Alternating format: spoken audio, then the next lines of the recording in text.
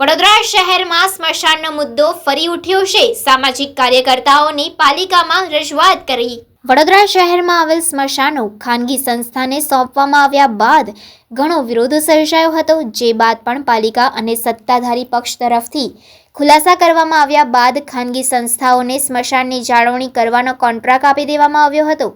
ત્યારે ફરી એકવાર આ કોન્ટ્રાક્ટ પદ્ધતિ બંધ કરવામાં આવે અને અનેક એવા સેવા ટ્રસ્ટ છે જે નિઃશુલ્ક કામગીરી કરવા માટે તૈયાર છે, તેવી સંસ્થાઓને જાળવણી આપવામાં આવે તેવી માંગ સાથે આજે ફરી એકવાર સામાજિક કાર્યકર્તાઓનો મોરચો પાલિકાની વડી કચેરી ખાતે પહોંચ્યો હતો, જ્યાં મ્યુનિસિપલ કમિશનરને રજૂઆત કરી આ કોન્ટ્રાક્ટ પદ્ધતિ બંધ કરવામાં આવે તેવી માંગ કરવામાં આવી છે અને જો આ માંગણી નહીં સ્વીકારવામાં આવે તો આગામી દિવસોમાં આંદોલન કરવાની ચીમકી પણ ઉચ્ચારવામાં આવી છે। ત્યારે હવે જોવું એ રહ્યું કે ઘણા મહિના બાદ જાગેલો આ મુદ્દો કઈ દિશામાં જાય છે અને પાલિકા શું નિર્ણય કરે છે। મીડિયાનો આભાર પ્રગટ કરું છું। ભૂતકાળથી તમે આ ગંભીર વિષયમાં આપ અમારા સમાજ સેવકોનો તમે સાહસ ટકા રાખ્યો છે, એટલે મીડિયાનો પ્રથમ આભાર પ્રગટ કરું છું। સમગ્ર ભારતમાં વડોદરાને કલંકિત કરે એવી રીતે આપણે રાજકીય પ્રયોગશાળાના ઉંદર બની ગયા છે। આપણા સ્મશાનમાં દાદાગીરી પૂર્વક છાતી ઠોકીને 7 થી 7.5 રૂપિયા પર સ્વજનના અગ્નિ સંસ્કાર આ લોકો શબ્દ વાપરે છે, ડેડ બોડી, એટલે એની પર પણ આ લોકો દલાલી ખાવાની છોડી નથી। ત્યારે આજે અમારે 4 મહિનાથી એફિડેવિટ કરીને આપ્યા, 4 મહિના થયા, સંસ્થાઓ ફ્રીમાં સ્મશાન લેવા તૈયાર છે, તે છતાં આ લોકોને સહેજ પણ અસર પડી નથી। એટલે આજે અમારે ના છૂટકે સાહેબને છેલ્લામાં છેલ્લું સૂચન કહો કે વોર્નિંગ કહો, અમે સાહેબને કહેવાયા છે, સાહેબ આ સ્મશાનમાં દલાલી બંધ કરો। આ દલાલી તમે અમારા મોઢા ઉપર કલંક છે, વડોદરા સંસ્કારીજનો માટે એક તમાચો છે।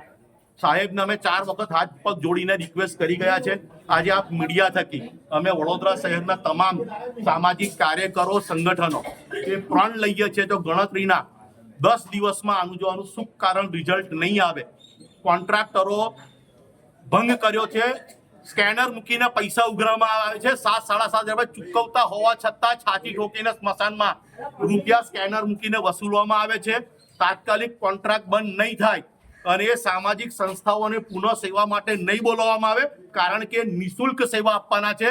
અત્યાર સુધી કરોડોના બિલ ફળવાઈ ગયા। પહેલા જે સ્મશાનો કોર્પોરેશને પોતાના હાથમાં લીધું, ખરેખર તેનો જે પણ ખર્ચો હતો એ ટ્રસ્ટ ભોગવતો, તેનાથી કોર્પોરેશનને કોઈ લેવા દેવું નથી।